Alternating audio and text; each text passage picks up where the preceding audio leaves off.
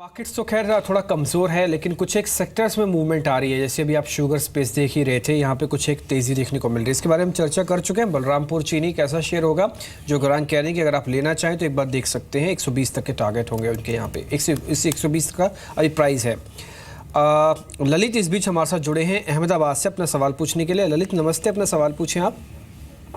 हाँ जी सर, मेरे पास 1800 L&T finance है 75 एवरेज पे। 75 की एवरेज आपकी है, ठीक है। एक शेयर कितने, 1800?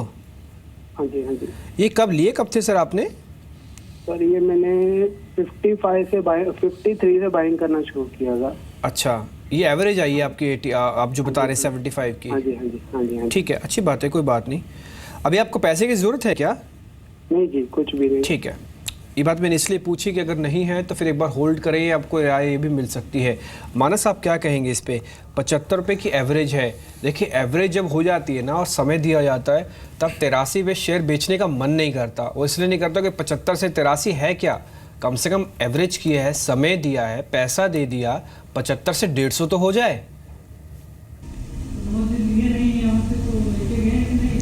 देखिए, मेरे ख्याल से इन्होंने काफ़ी समय पहले स्टॉक लिया होगा। मेरे ख्याल से 6-8 महीने पहले के आसपास इन्होंने स्टॉक लिया होगा। अगर आप चार्ट्स देखिए तो फरवरी से हमने स्टॉक में रैली देखी है 52 के स्तर से, और स्टॉक वहाँ से लेकर 105-106 तक लगातार हायर टॉप्स हायर बॉटम बना रहा था।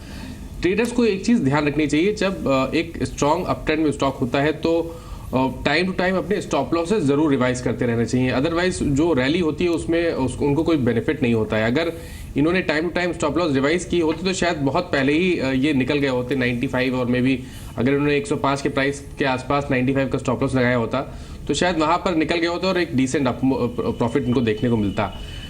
हालांकि अब मैं समझता हूँ कि निकलने की जरूरत तो नहीं है, क्योंकि स्ट्रॉन्ग सपोर्ट दिखता है 80 रुपए से लेकर 78 रुपीज तक। ये जो बैंड है वो काफ़ी स्ट्रॉन्ग सपोर्ट है। पैटर्न को देख के अभी तक लगता नहीं है कि शायद वो बैंड ब्रेक करेगा। हालांकि ये ज़रूर है कि जब तक प्राइस 85-86 के ऊपर नहीं निकलेंगे, कोई डिसेंट अपमूव भी देखने को नहीं मिलेगा। तो मेरी राय में 78 का स्टॉप लॉस लगाए और बने रहे स्टॉक में। कोई रैली जब देखने को मिले तो 90 रुपए से लेकर 91 रुपए के आसपास मैं समझता हूँ एक बार प्रॉफिट बुक करना चाहिए, इंतजार करना चाहिए और क्लियर ट्रेंड होने का।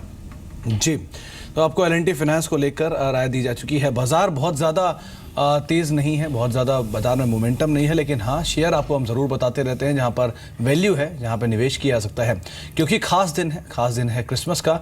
तो खास स्टॉक्स भी आपको बताते हैं सेंटर स्टॉक्स के जरिए।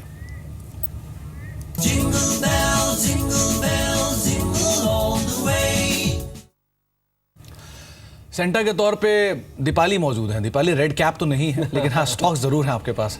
बताइए कौन से स्टॉक्स चुन के लाई आप?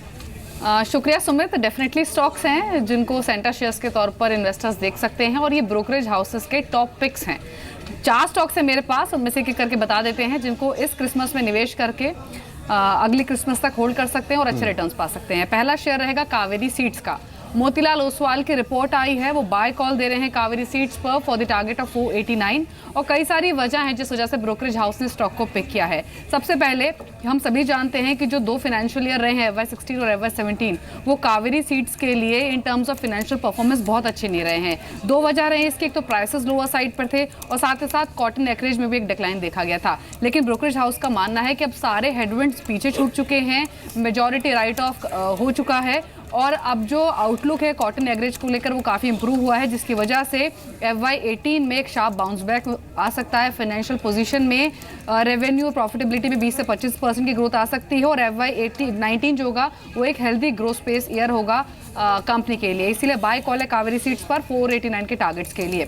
दूसरा स्टॉक है डी लिंक का। यहाँ पर ICICI डायरेक्ट मानता है कि खरीदिए स्टॉक को, आपको 150 तक के लेवल्स मिल जाएंगे। अब इस स्टॉक को भी पिक करने के पीछे सबसे बड़ी वजह यही है, जिस तरह से पोस्ट डिमोनेटाइजेशन हमने देखा है कि जो इकोनॉमी है वो तेजी से डिजिटाइजेशन की तरफ बढ़ रही है, और इस पेस में डी लिंक को भी फायदा पहुंचेगा। कंपनी यहाँ पर अपॉर्चुनिटीज टैप करेगी, क्योंकि डी लिंक एक मार्केट लीडर है मॉडेम्स बनाने में, वायरलेस लैन बनाने में, राउटर्स और स्विच केयर बनाने में, और इन सभी प्रोडक्ट्स का एक सिग्निफिकेंट कंट्रीब्यूशन रहेगा इस डिजिटाइजेशन ड्राइव में।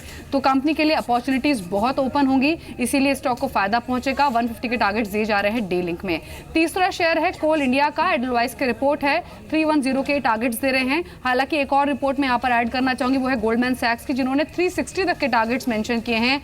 कोल इंडिया पर। और मानना है ब्रोकरेज हाउस का कि सरकार पावर सेक्टर रिफॉर्म पर बहुत तेजी से काम कर रही है, जिसका बेनिफिट कोल इंडिया को मिलेगा। प्राइस राइज होगा, साथ ही साथ जो नॉन पावर लिंकेजेस का ऑक्शन होगा उससे कंपनी को मदद मिलेगी कॉस्ट इन्फ्लेशन को ऑफसेट करने के लिए, इसलिए बाय रिपोर्ट कोल इंडिया पर दी जा रही है। और जो चौथा शेयर है वो है नेटको फार्मा का। एक्सिस डायरेक्ट ने यहाँ पर 725 के टारगेट दिए हैं, कई सारी वजह भी मेंशन की हैं। एक्सिस डायरेक्ट का मानना है कि डोमेस्टिक मार्केट में कंपनी की स्ट्रॉन्ग प्रेजेंस है, बैलेंस शीट बहुत रोबस्ट है और साथ ही साथ कंपनी के पास काफ़ी सारे मैन्युफैक्चरिंग ऑथराइजेशंस हैं। डोमेस्टिक मार्केट में एक स्ट्रॉन्ग पकड़ है, जिसकी वजह से एक फर्स्ट मूवर एडवांटेज मिलता है। दरअसल जो गिलीड का ब्लॉकबस्टर ड्रग है हेपेटाइटिस सी, उसके भी कंपनी के पास करीब 11 लाइसेंसेज हैं, जिसकी वजह से जो ग्रोथ विजिबिलिटी है वो बहुत स्ट्रॉन्ग है।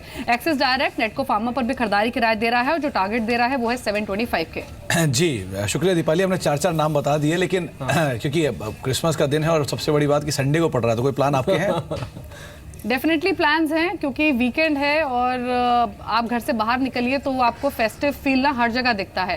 तो दिल्ली में तो राधा ज्यादा ही दिखाई पड़ता है, क्योंकि सर्दी का भी पूरा और ये माहौल टिल है। न्यू ईयर्स कंटिन्यू होता है, तो अब से ये वाला वीकेंड ही नहीं, आने वाले 1-2 वीकेंड बहुत हैपनिंग होने वाले हैं। हाँ, वैसे भी हरियाणा में बोला जाता है घंटी वाला बाबा आ गया भाई गिफ्ट देने के लिए। तो यहाँ सुबह से शेर वाली लड़की आ गई है गिफ्ट दीपाली, देने आज सुबह से डिम्पी जो है वो दंगल के मूड में है, अभी तक ये बाहर नहीं आ पाया दंगल के फील से राधा अभी तक।